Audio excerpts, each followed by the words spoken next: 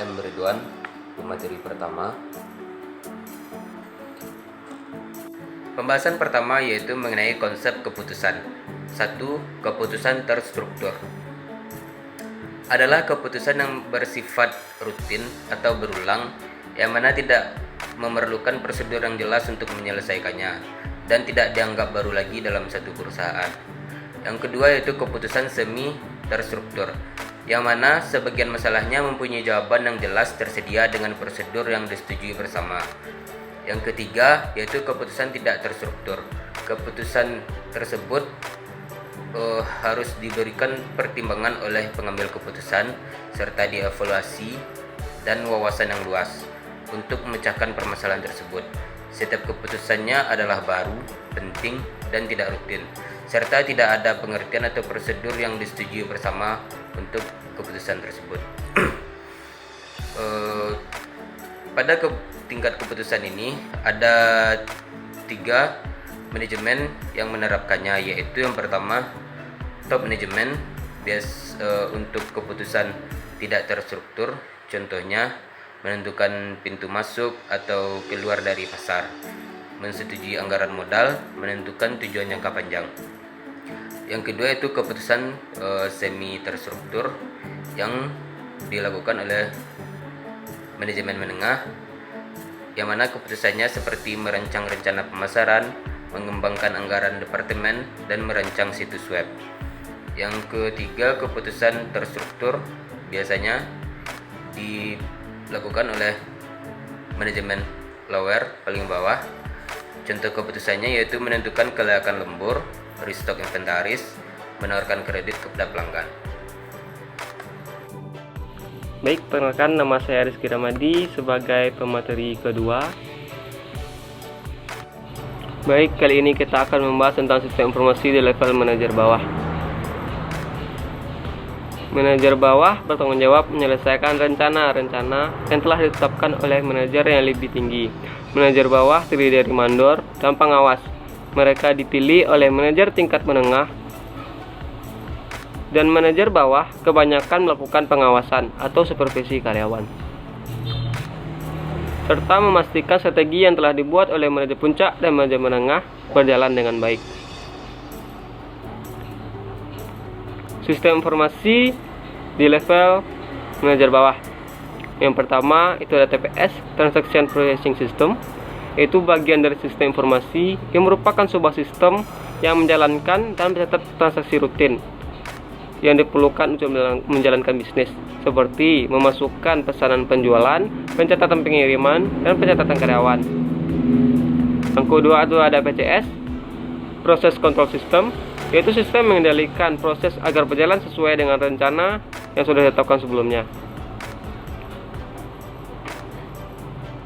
Kegiatan-kegiatan yang bisa dilakukan oleh manajer tingkat bawah. Yang pertama, mengarahkan para karyawan. Yang kedua, memotivasi para karyawan.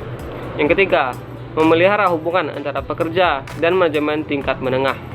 Yang keempat, manajemen tingkat yang lebih rendah atau manajemen tingkat bawah menginformasikan para pekerja tentang keputusan yang diambil oleh manajemen tingkat menengah. Mereka juga informasikan manajemen tentang kinerja, kesulitan, perasaan, tuntunan, dan lain-lainnya yang berkaitan dengan pekerja atau karyawan. Yang kelima, mereka menghabiskan lebih banyak waktu dalam mengarahkan dan mengendalikan para karyawan. Manajemen tingkat bawah. Yang keenam itu manajemen tingkat bawah membuat catatan harian, mingguan, dan bulanan. Yang ketujuh, mereka memiliki kewenangan terbatas tetapi tanggung jawab penting untuk mendapatkan pekerjaan yang dilakukan dari para pekerja. Mereka secara rutin melaporkan dan bertanggung jawab langsung kepada manajemen tingkat menengah. Yang ke-8, seiring dengan pengalaman dan manajemen dasar keterampilan, mereka juga memerlukan keterampilan yang lebih teknis dan kemampuan berkomunikasi. Assalamualaikum warahmatullahi wabarakatuh. Perkenalkan, nama saya Lorena Busriana dari kelompok 7. Di sini saya sebagai pemateri 3, yang mana materinya yaitu tentang sistem informasi di level manajemen menengah. Manajemen tingkat menengah berada di antara manajer puncak dan manajemen lini pertama. Manajer ini bertugas mengimplementasikan strategi, kebijakan, serta keputusan yang diambil oleh manajer tingkat atas atau puncak. Manajemen menengah harus memiliki keahlian interpersonal atau manusiawi, yang mana artinya yaitu keahlian untuk berkomunikasi, bekerja sama, dan memotivasi orang lain. Manajer bertanggung jawab melaksanakan dan memastikan tercapainya suatu tujuan, misalnya manajer wilayah, kepala divisi, atau direktur produk.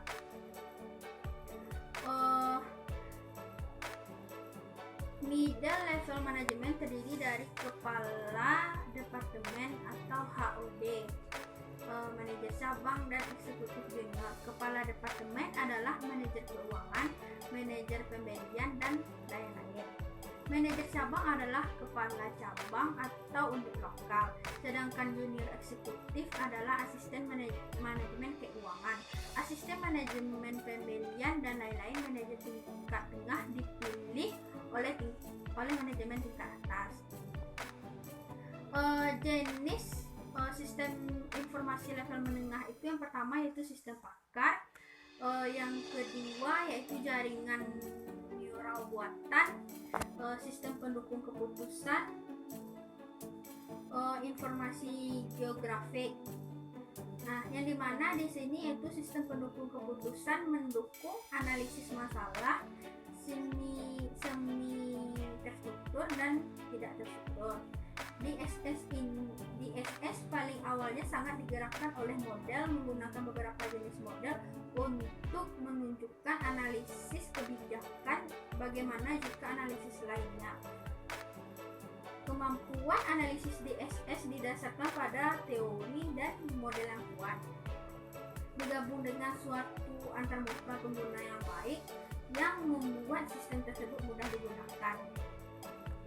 Komponen DSS adalah sistem basis data DSS terkemuka, pengguna sistem perangkat lunak DSS yang digerakkan oleh model dan oleh data. Sistem pendukung ini membantu pengambilan keputusan manajemen dengan menggabungkan data, model, dan alat analisis yang kompleks serta perangkat lunak yang akrab dengan menampilkan penggunaan dalam suatu sistem yang memiliki kekuatan besar, powerful, yang dapat mendukung pengambilan keputusan yang semi atau tidak terstruktur.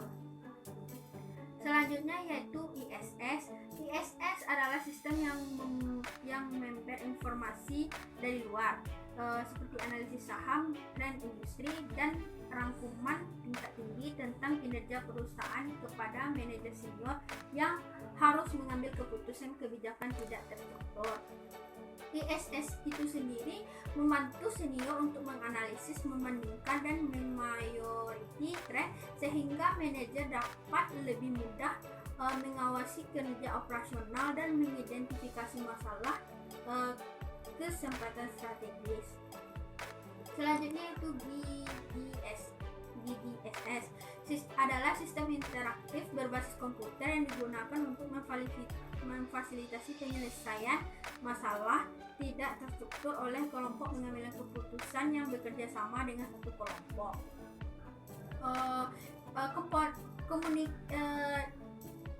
GDSS di sini yaitu menyediakan perangkat dan teknologi yang diperlengkapi dengan secara eksklusif untuk pengambilan keputusan kelompok dan pengembangan sebagai respon dan peningkatan perhatian yang diberikan kepada kualitas dan efektivitas rapat perusahaan. Manajemen tingkat menengah itu lebih menekankan tugasnya sebagai yang pertama yaitu manajemen tingkat menengah memberikan rekomendasi saran kepada manajer tingkat atas. Sedangkan yang kedua yaitu menjalankan kebijakan rencana yang dibuat oleh manajer tingkat atas. Yang ketiga, mengkoordinasikan kegiatan dari semua departemen. Yang keempat yaitu mereka juga harus berkomunikasi dengan manajemen tingkat atas dan manajemen tingkat yang lebih rendah. Sedangkan yang kelima yaitu mereka mengambil lebih banyak waktu dalam mengkoordinasikan komunikasi. Selanjutnya yaitu mereka mempersiapkan rencana jangka pendek departemen mereka yang umumnya dibuat untuk 1-5 tahun. Nah, mungkin sekian materi dari saya. Materi selanjutnya yaitu tentang sistem informasi di level atas manajemen. Mungkin itu akan dijelaskan oleh pemateri selanjutnya.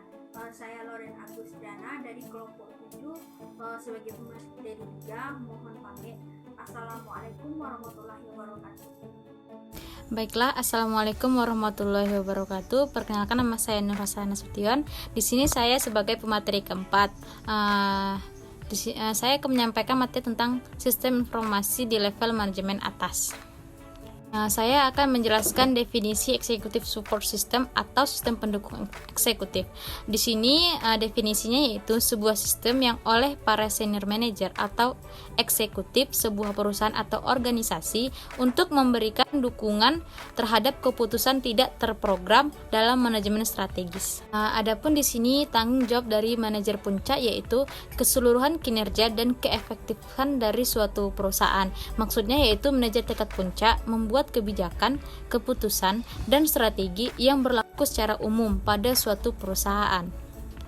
Baiklah, selanjutnya saya akan menjelaskan tentang informasi yang diberikan eksekutif oleh Executive Support System, antara lain yang pertama yaitu informasi pasar. Maksudnya di sini adalah proses ataupun kegiatan yang dilakukan oleh perorangan, organisasi atau perusahaan dengan tujuan untuk menyediakan informasi yang cepat dan akurat dengan kebutuhan pengelolaan pasar, sehingga dengan adanya informasi tentang pasar dapat membantu manajer dalam mengambil keputusan. Yang kedua yaitu informasi teknologi. Seperti yang kita ketahui bahwa seorang manajer memerlukan teknologi untuk memperoleh informasi dalam mengambil sebuah keputusan. Selanjutnya yaitu peran utama dari manajemen tingkat atas. Yang pertama yaitu manajemen tingkat atas menentukan tujuan, kebijakan, dan rencana organisasi. Kemudian mereka juga memobilisasi sumber daya yang tersedia.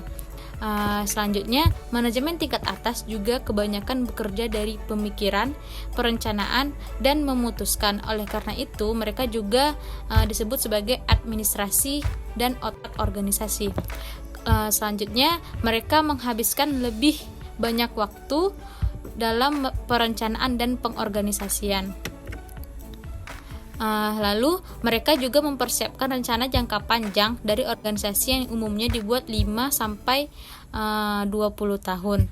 Lalu, manajemen tingkat atas juga memiliki kewenangan dan tanggung jawab maksimum. Dan yang terakhir yaitu mereka membutuhkan lebih banyak keterampilan konseptual dan kurang dalam keterampilan teknis. Baiklah, sekian dari saya. Itulah materi yang dapat saya sampaikan. Saya akhiri. Wassalamualaikum warahmatullahi wabarakatuh.